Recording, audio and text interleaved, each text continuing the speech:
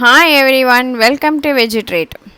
எங்கள் சேனலை இது வரைக்கும் நீங்கள் சப்ஸ்கிரைப் பண்ணலைன்னா சப்ஸ்கிரைப் பட்டனையும் பெல் பட்டனையும் கிளிக் பண்ணிவிடுங்க. இன்றைக்கி நம்ம முருகலான அடை எப்படி பண்ணலாம் அப்படின்னு தான் பார்க்க போகிறோம்.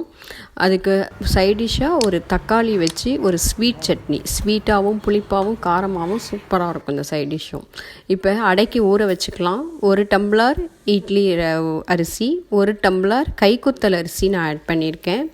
இன்னும் கொஞ்சம் நல்ல ப்ரோட்டீன் ரிச்சாக இருக்கணுங்கிறதுக்காக. அப்படி உங்ககிட்ட அரிசி கைக்குத்தல் அரிசி இல்லைன்னா நீங்கள் அதே இட்லி அரிசியை 2 டம்ளர் ஆட் பண்ணிக்கோங்க.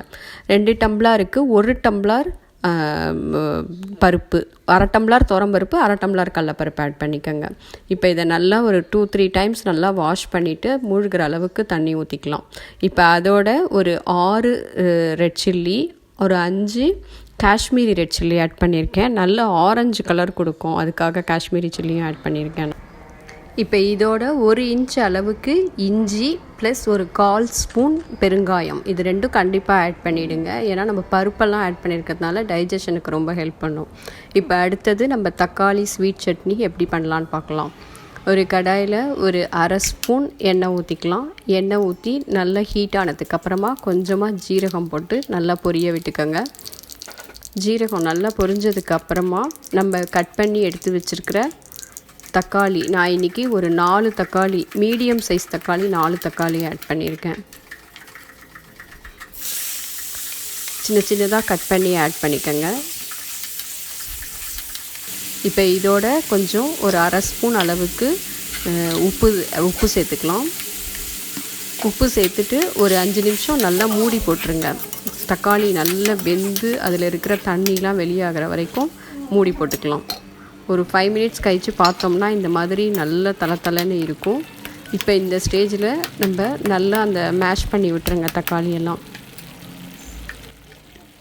ஒரு 1/2 ஸ்பூன் சிகப்பு மிளகாத்தூள் ஆட் பண்ணிக்கலாம். இப்போ அந்த மிளகாத்தூளோட பச்சை வாசனை போகிறதுக்காக ஒரு 5 மினிட்ஸ் மூடி வச்சுட்டு திருப்பியும் திறந்துட்டு ஒரு 2 டேபிள் ஸ்பூன் சுகர் ஆட் பண்ணிக்கோங்க.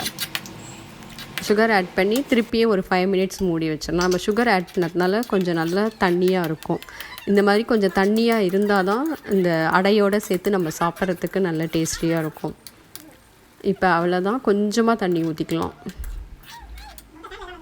இந்த மாதிரி இருக்கும்போது ஆஃப் பண்ணிவிடுங்க. அவ்வளோதான், நம்மளோட தக்காளி ஸ்வீட் சட்னி ரெடி ஆகிடுச்சு.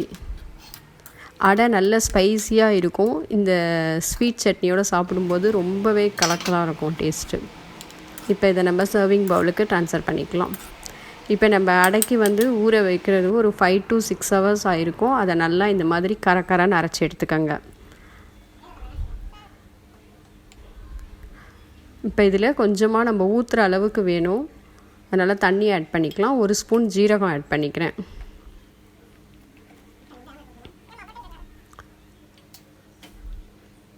நல்லா ஒரு கப்பு தண்ணி ஊற்றி நல்லா ஊற்றுற பதத்துக்கு ரெடி பண்ணிக்கோங்க மாவை. இப்போ இதோடையே ஒரு பெரிய வெங்காயம் கட் பண்ணி ஆட் பண்ணியிருக்கேன்.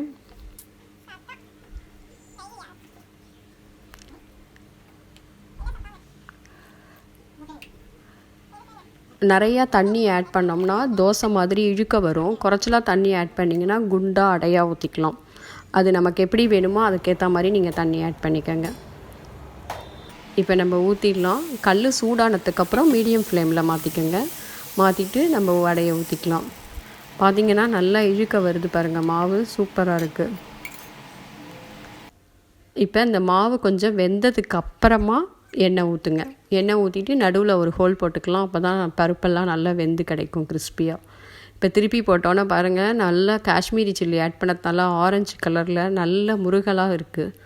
சுற்றிலும் பாருங்கள் நல்ல முருகலாக தோசை மாதிரியே இருக்கும். பசங்கள்லாம் இந்த கலருக்கும் இந்த முருகலாக இருக்கிறதுக்கும் நல்லா விரும்பி சாப்பிடுவாங்க. இதில் பருப்பை ஆட் பண்ணியிருக்கிறதே அவங்களுக்கு தெரியாது. அவ்வளோதான், சூப்பராக நம்மளோட கிறிஸ்பி அடை ரெடி ஆகிடுச்சு. இப்போ அதே மாவை நீங்கள் மறுநாள் காலையில் ஊற்றணும்னா நல்லா போட்டு மிக்சியில் திருப்பியும் நைஸாக அரைச்சிட்டிங்கன்னா இந்த மாதிரி நல்லா ஊற்றலாம். இன்னும் நல்ல கிறிஸ்பியாக தோசை மாதிரியே இருக்கும் உங்களுக்கு. ஆனால் நம்ம அடை டேஸ்ட்டும் இருக்கும்.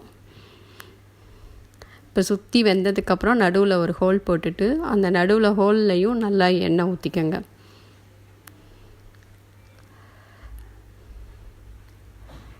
இப்போ சூப்பராக ஒரு 2 மினிட்ஸில் நல்லா வெந்து ரெடி ஆகிடும். எப்போதுமே இந்த மாதிரி அடைக்கெல்லாம் ஒரு 2 டிப்ஸு சொல்கிறேன். நீங்கள் எப்படி சாப்பிட்ணுன்னு விரும்புகிறீங்களோ, நல்ல குண்டாக வேணும் அப்படின்னு விரும்பினீங்கன்னா அரிசியும் பருப்பும் சம அளவுக்கு ஊற வச்சிங்கன்னா நல்ல குண்டாக சாஃப்டாக கிடைக்கும். அதே கிறிஸ்பியாக நல்ல முருகலாக வேணும் அப்படின்னீங்கன்னா 2 டம்ளார் அரிசிக்கு 1 டம்ளார் பருப்பு ஆட் பண்ணோம்னா கரெக்டாக இருக்கும். இன்றைக்கி நம்ம 2 டம்ளார் அரிசிக்கு 1 டம்ளார் பருப்பு ஆட் பண்ணியிருக்கோம். நல்ல கிறிஸ்பியாக முருகலான தோசை கிடைக்கும் அப்படி இருந்தால். நான் காஷ்மீரி ரெட் சில்லி கலருக்காக தான் ஆட் பண்ணியிருக்கேன். நல்ல டேஸ்ட்டாகவும் இருக்கும் அது. இந்த டிப்ஸை ஃபாலோ பண்ணி உங்கள் வீட்டில் கண்டிப்பாக இந்த அடையை ட்ரை பண்ணி பாருங்கள். இப்போ இன்றைக்கி இந்த அடையோட நான் ஒரு சின்ன பீஸ் பட்டர் ப்ளஸ் நாட்டு சர்க்கரை ஸ்வீட் டொமேட்டோ சட்னியோடு சர்வ் பண்ணியிருக்கேன். கண்டிப்பாக உங்கள் வீட்டில் ட்ரை பண்ணி பார்த்துட்டு எனக்கு கமெண்ட் பண்ணுங்கள். தேங்க்ஸ்.